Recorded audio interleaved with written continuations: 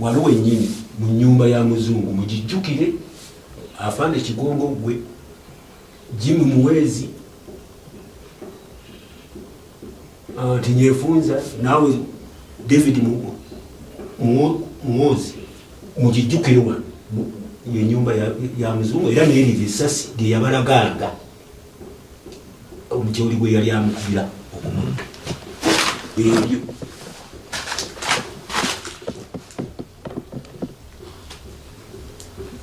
eri visasi ng'atudde wansi wano ku ntebe.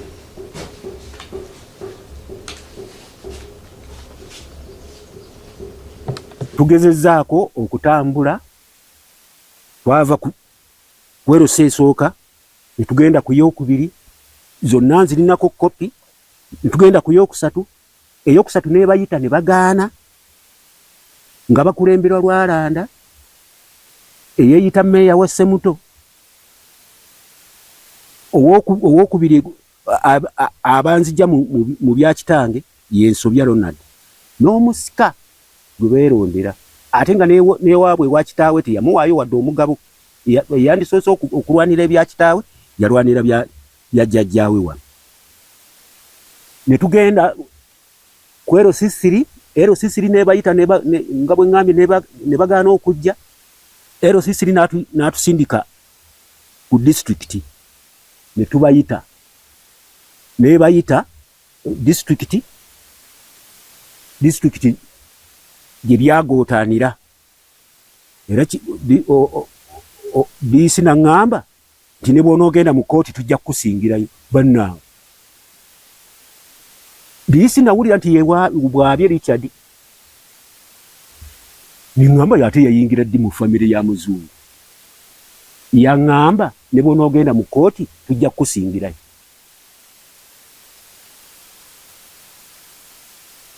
Saamanya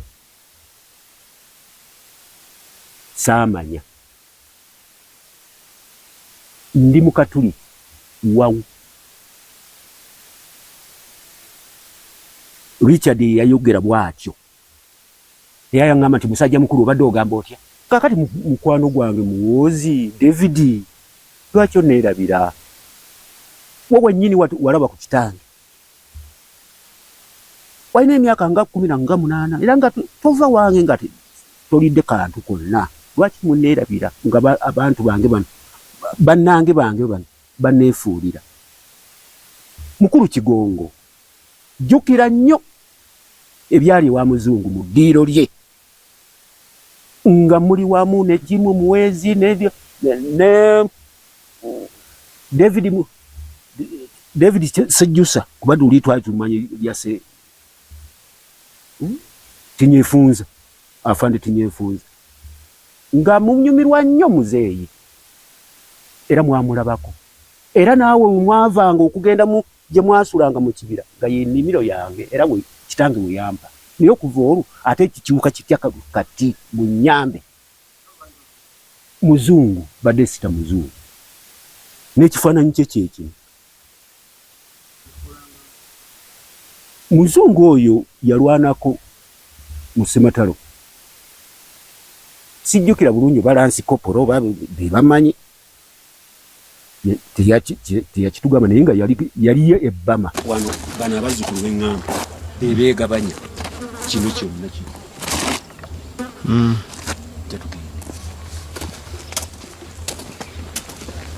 Yayongera okunnyonnyola mu nsonga zino omugabo gwe yali alina okufuna ewa jjajjaawe teyagufuna kuba ku ttaka lya jjajjaawe Matayo Ssebugenyi talinaako mugabo gwonna ate n'ewa taata we ekimu ku byapa bino bye baafulumya ku ttaka lya taata we obugazi bw'otuuka ku bugazi kwano bagamba nti bamuwa yiika 2 naye nga otunuulira ekyapa kino n'otuuka ne ku ground ekiriwo kyewuunyisa bo bagamba bamuwa yiika 2 ate nga otuuka ku ground birala bye biraga kati bwe twebuuliza nti baabikola kuba emigabo gyonna ekyapa kyazo kye kino yiika 2 naye otuuka ku ground ekiraga ate nga oba otunuulidde engaba bonna emigabo tataawe gye yabawa we yali amuwadde tewatuuka mu yiika ezo waali wanene okusukka mu yiika ezo bo ze baagaba.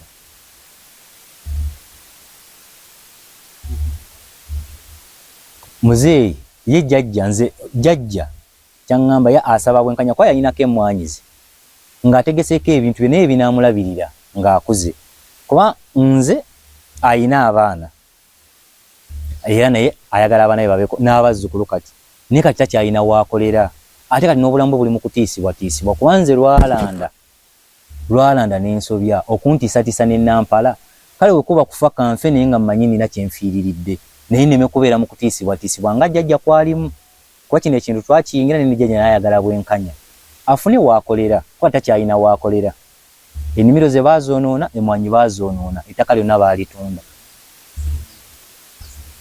kati nze okusinga okubeera mu kutiisibwatiisibwa lwalanda n'ensobya ne Nampala nga baagabana ebintu ebitaali byabwe soma ku ddaame eddaame lya jjajja nga bwe lisoma jjajja yalaama nga buli omu amuwadde omugabo gwe era buli omu mumuwa omugabo gwe era eddaame lyerino yalaama ebintu bye n'abigaba bulungi nga bonna weebali ng'abazzukulu buli mwana n'amuwa jjajja yamuwa wano bano we baagabana ne baganda babalala bana okuli era nga bali wano jjajja Mivule jjajja Kigumba jjajja Sebaana n'omugenzi jjajja Nsiira azaala tata bonna yabagulira n'abawa emigabo gyabwe n'abawala n'abawa emigabo gyabwe naye jjajja kye yeebuuza lwaki bo emigabo egyabwe gyasigala nga si mikwateko naye ye ate ne bamulumba ku mugabo gwe ne bagugabana ate ng'ensonga eyali enkulu bo meeting gye bagamba gye yasayiningiramu meeting eyo yali yakugjayo mugabo gwa taata waabwe eri taata we kuba ne muddaame mwekiri ng'abagamba nti ekiseera kirituukanga okugaba ettaka lya taata we bo jjajja waabwe batuulenga ng'abaana bajjeyo omugabo ogwo bagugabane era jjajja meeting gye yalimu era bwe bakkaanya ate bigenda okufuluma nsobya yennyini nnyini ne Lwalanda nga batugamba nti ettaka baaligatta omulundi gumu ettaka lya jjajjaabwe Matayo Ssebugenyi n'erya jjajja Lubwama Balesta Muzungu ate ng'ettaka lya jjajja Muzungu lyaliko n'ekyapa kati batubuuliza nti ettaka eririko ekyapa baligatta batya n'eritaliiko kyapa ku ettaka lya taata wa jjajja Kiwanda lyaliika 18 nga bwe biri mu biwandiiko kuba biri mu ddaame lino byonna nga bwe byali n'emigabo gyabwe kati we twebuuliza nti ettaka baligatta batya okutuuka okuba nga erya jjajjaawe ate baaligatta n'erya mutabani we ne balifulumizaako ekyapa kimu ate ng'erya taata we oledi ekyapa kyaliwo. Amanya gange nze Masimbi Adrian nga ndi muzzukulu eri jjajjange ono Kiwanda Maulisiyo. Nze nzaalibwa omwami wa Lusimbi naye nga mutabani wa jjajja ono Kiwanda azaalibwa mukulu waabwe. Nze kinyingiza mu nsonga zino nga maliriza okusoma mu 2015 nga nvudde Makerere najja okulaba ku jjajjange ono. Kati awo ne tujja tufunawo omukwano ogwo. Kati ngenda okudda eno mu 2017 nga ettaka lye baalikola ki baaligabana ne balitemaatemamu omuzu gundi muzzukulu wa Taata Lwalanda n'ensobya be baakirimu ennyo. Kati nze we yabimpisiza naye nga jjajja nze ku kyemmanyi ettaka tebasobola ddigatta. Nangamba nti we twatula mu meeting twali tulina kujjayo mugabo gwa jjajjange okuteeka ku ttaka lya taata bano bagenda okukomyawo ebyapa nga byonna biraga ekintu kimu. Naye nga jjajja nze ekyo sikiwulirangako. Kati nze ensonga zino bwe nziyingiriramu nti we naziyingiramu bwe ntyo Lwalanda oyo yakulembere ekyo kuba naye muzzukulu wane wa jjajja n'atandika okunteekako embeera kuba ne poliisi reference za poliisi nzirina Lwalanda n'ensobya nga bantiisatiisa bangamba singa siva mu musango guno bagenda kuntuusaako obulabe. Era lumu twali tuva ku district mu 2021 ewa RDC nga ndi ne jjajja mba naakamuleeta wano ewaka nze ngende gye nsula bagenda okuddamu okunkubira essimu nga jjajja bamulumbye kuba abo bajjako ennaku 2 emabega nga bamugamba ekintu kino akyesonyiwa ettaka lyagenda ne bamulumba era baamutema mu kulwana awo mu kwetaasa ejjambiya yakwata mukono bwe yakuba enduulu ne bamuyamba ku emisango ku Erosi gyegye twatambulako okuva ku Erosi n'ebbaluwa y'Erosi yeeno ne tuva ku Erosi 1 ne tugenda ku L2 ne L3 paka ku district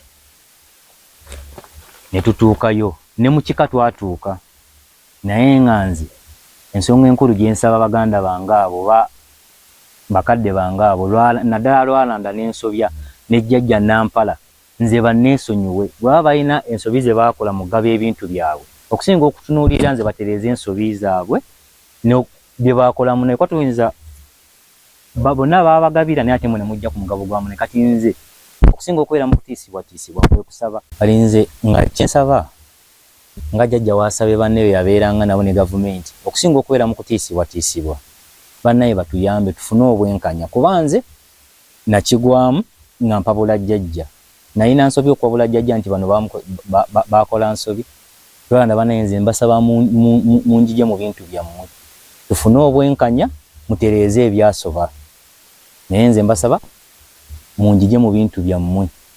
Kati ekisinga okuneeraliikiriza ennyo abantu batandise okumpa obubaka bantema n'okuntema era ne neekubira enduulu ku poliisi ate era nakati batandise era obubaka okujja gyendi obuntiisatiisa ate ng'ebintu bya kitange bannange be nalwana nabo be nabonaabonerako mmwe lwaki temunnyamba mu bintu byange ebyo mu nsonga eno eyinza n'okugyawo obulamu bwange ekisinga okuneewuunyisa taata ku bazzukulu be bonna talina waabalagira mu kiwandiiko muno ate be basinze ennyo okutwala obuvunaanyizibwa okungobaganya ewa kitange neewuunya obuyinza wajje babujja oba balina kiwandiiko nga kitange yakikola mu nkukutu ate nga kino yagamba nti tebanga n'omu aleeta kiwandiiko kisinga ku kino tebaludde bantiisatiisa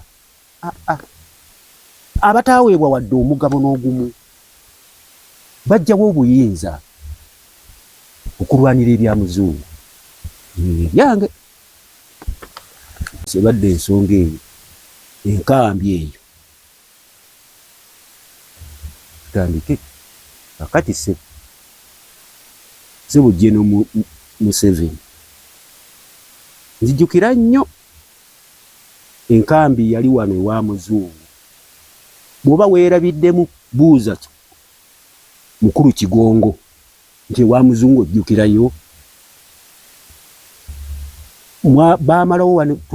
mwamalawo wano emyaka 2 nga nze mbalabirira nze ne kitange ndabirira kitange ate bwe ndabira ne Mondulane ne byali mu byonna obuzibu bwonna bumanyi ne bwe byagenda byonna mbimanyi okuva mu 1984 nga twakava esingo mwaggukira wano naye nze gobaganya ku ttaka ewa kitange we yandeka emyaka eyo gyonna nga ndi ku ttaka ku bikiwuka bitya mu 2017 mukulu Kigongo nkusaba oba ojjukira muzeeyi muzungu kitange emboozi gye yanyumyangako eya Bama kubanga yali mulwanyi yalwanako Sematalo owookubiri byonna yabibanyumizanga wano mu nnyumba ye mu ddiiro lye nsaba mu nnyambe naawe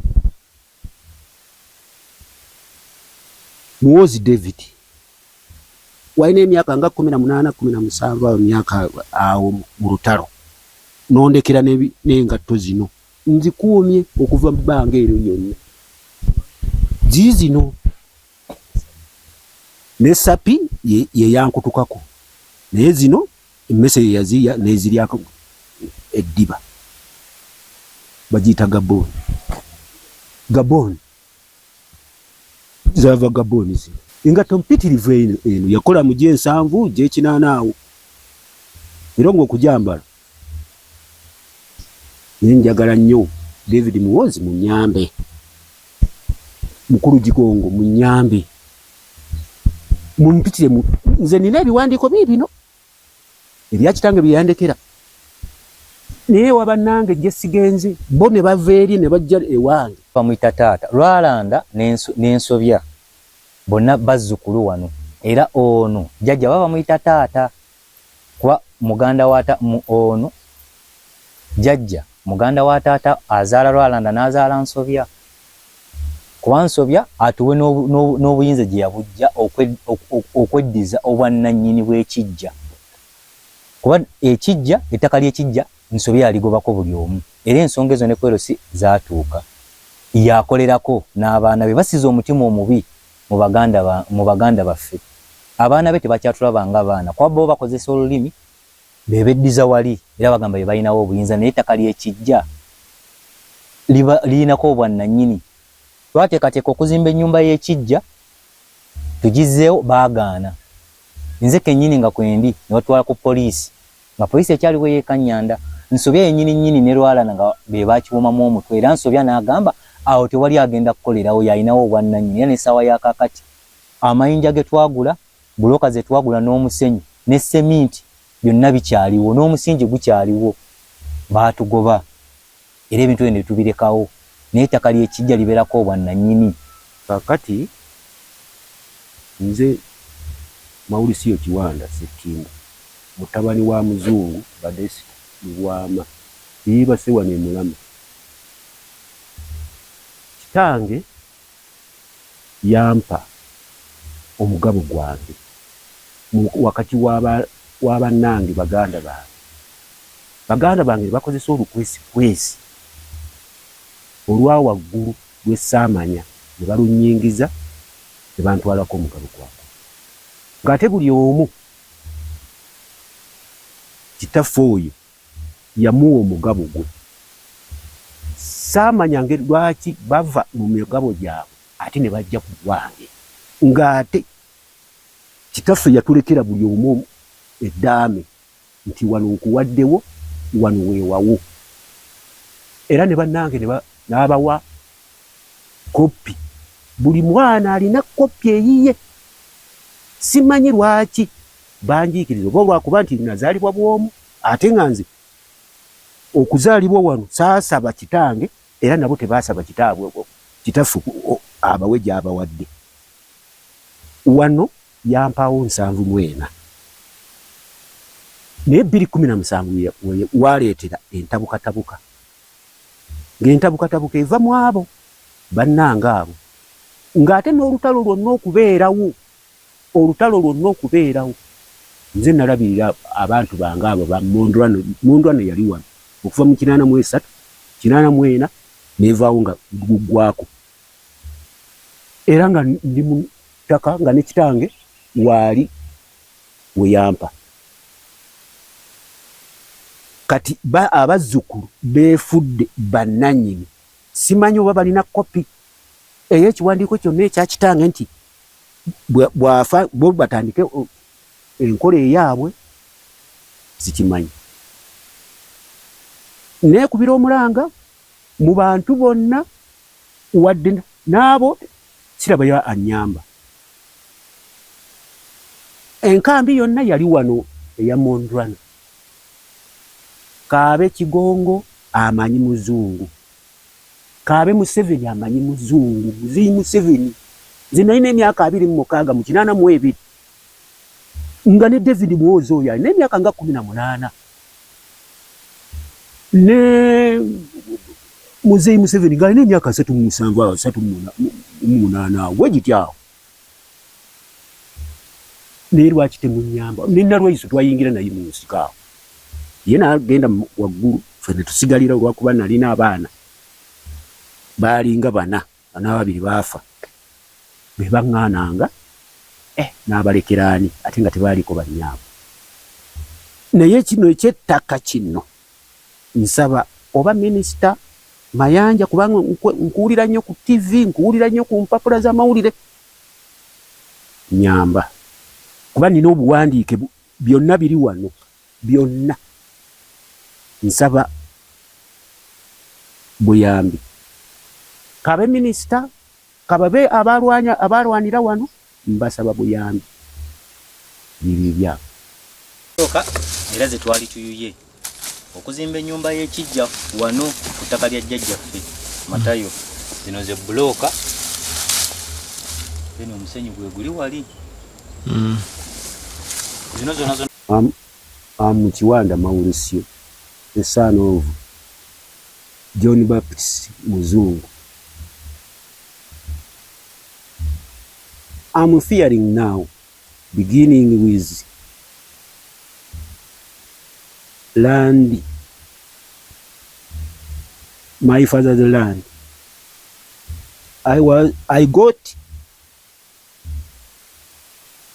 a share from my father, but the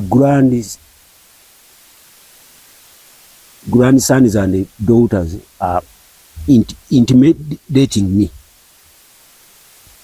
I need support from you to help me so that I can be saved. Every time, and even I got a cut from here, from unknown people. Every night I'm fearing to sleep in my house because of my father's land. I need, dear President, to help me. Even dear Moses Chigongo, even Mr. David Muhoozi, we were together during the struggle at my father's home, and I was helping you in every category. I don't see why you don't help me. I'm in fear, because anytime I can get a problem because of my family, which is intimidating me anytime. It's not over. Waliwo nyinyi mu nyumba ya muzungu mujijukire afande Kigongo gwe Jimmy Muhwezi tinyefunza nawe David Muhoozi mujijukire wa ye nyumba ya muzungu era n'eri visasi ndi yabalaganga omukyoli gwe yali amukubira ebyo.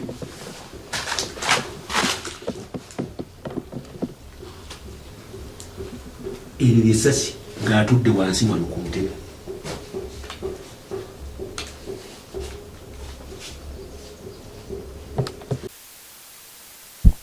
My name is Masimbi Adrian, a grandson to Mr. Mauricio Chiwanda, son of the late Joana Batista Muzungu. He has an issue of land. He has a portion on his father's land, of which his father's land was partitioned. So may I get involved in this issue because of him asking for my advice after his grandson, Ronald Michael and Insovia Anthony partitioning land, of which they partitioned the land they partitioned was already partitioned by their late father, Rubama Batista, of which each of his son and daughter was given a portion on this land, on their father's wealth. So my grandfather is seeking for your help. Seeking help because he has nowhere to work from right now. Where he was working from, the land was sold. It was partitioned and it was sold by the grandson, Rwanda Michael and Nsovya Anthony. And he's always being scared. He was even once attacked and he was cut. At that time, we were together. I had left him. I had gone back home. On reaching home, they called me that your grandfather was attacked by unknown people. So we are seeking for your help, for security from the government. He's seeking security from the president because he served you when you were in the struggle. So and because of his service, that's why he was given this medal. It was given by His Excellency, President Museveni. And the other the other, and these shoes were given to him by General Muhoozi, when David Muhoozi, when they were leaving because of the services he had provided. So please, we are seeking for your help. Please help us. Let us seek justice because he has nowhere to work from. Kali tuliko ejjinja liri jjajja lyabadde awalaga lye lyawula lino lye lya taata we okuli ennyumba ye, then lino lye lya jjajja azaala taata we, erya Matayo Ssebugenyi, lino lye lya Muzungu, era lino erya Matayo Ssebugenyi kwe tulina okuzimba ennyumba, era ebimu ku bikozesebwa bye bitwali twayuwa aga amayinja. How? Ino iyo nyumba ya Muzungu. Kigongo Moses webalinga nga bava mu emmanga abajjawa nga n'ekitange waali Muzungu. Eno nyumba ya Muzungu. Kiki oyo muganda wange okuva kati nze nkoki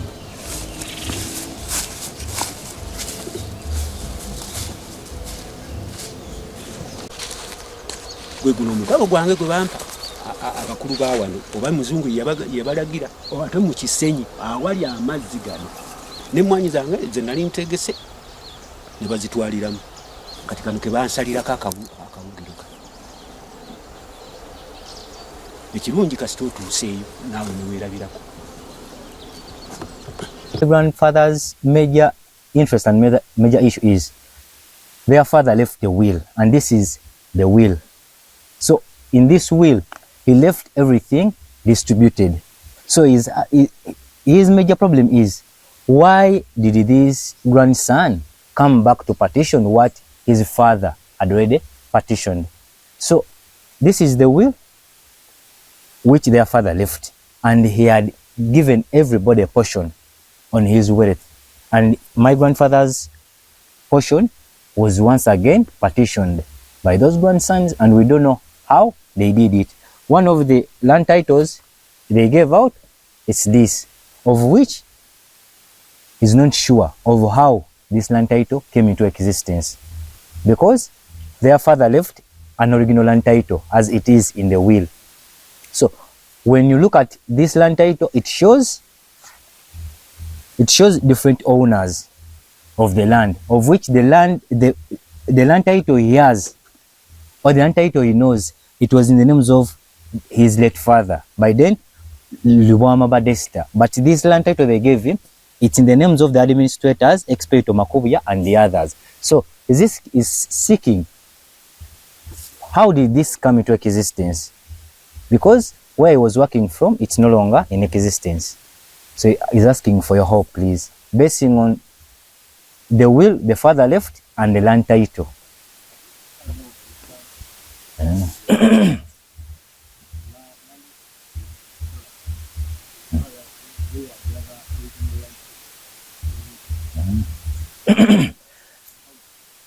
Yeah.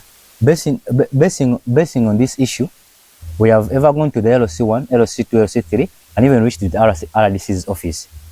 So we have ever even reached at the land office, Bokalasa. Seeking for what? Seeking for help. So when we went to Bokalasa, what we found out was different, because by then even the LOC3, Mr. Bada helped us by that issue. And even we tried processing for the caveat on the other old land title to see if at least we can recover it. So at least if these two grandsons, Roland Mike and Sylvia Anthony, can explain how this came into existence, maybe we can get help and we can be satisfied with how they process these things and how they go to the authority. The grandfather's major interest and major issue is their father left the will, and this is the will. So in this will, he left everything distributed. So his major problem is, why did this grandson come back to partition what his father had already partitioned? So this is the will which their father left, and he had given everybody a portion on his wealth. And my grandfather's portion was once again partitioned by those grandsons, and we don't know how they did it. One of the land titles they gave out is this, of which is not sure of how this land title came into existence, because their father left an original land title as it is in the will. So when you look at this land title, it shows different owners of the land, of which the land title he has, or the land title he knows, it was in the names of his late father, by then Lubwama Badesta. But this land title they gave him, it's in the names of the administrators, Expedito Makubuya and the others. So this is seeking, how did this come into existence? Because where he was working from, it's no longer in existence. So he's asking for your help, please, basing on the will the father left and the land title.